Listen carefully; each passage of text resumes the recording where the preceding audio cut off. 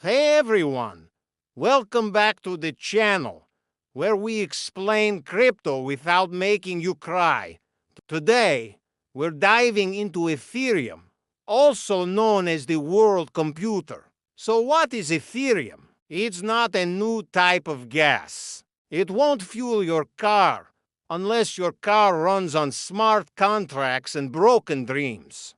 Ethereum is a blockchain, like Bitcoin, but way more extra. If Bitcoin is a calculator, Ethereum is a full-blown iPhone with apps and games. And probably a dating app for NFTs by now. Ethereum introduced the concept of smart contracts, which, spoiler alert, they're not smart and they're not contracts.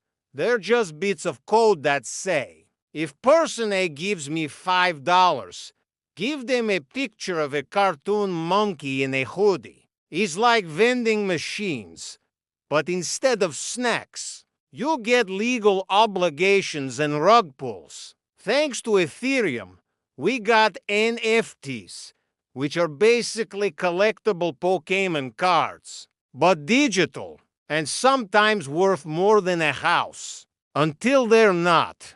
And don't forget decentralized finance, aka what happens when you fire all the bankers and replace them with math.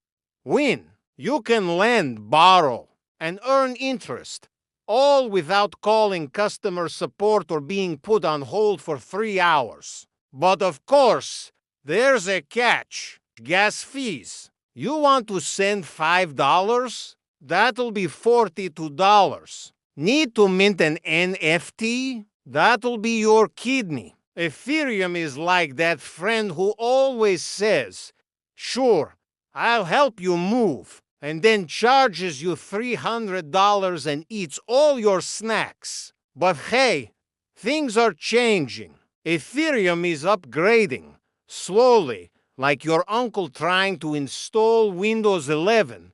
It's becoming faster, greener, and hopefully cheaper. We're talking proof of stake, layer 2, and enough jargon to make your brain short-circuit. So there you have it. Ethereum, part genius, part chaos, and entirely online at 3 a.m. yelling about gas fees.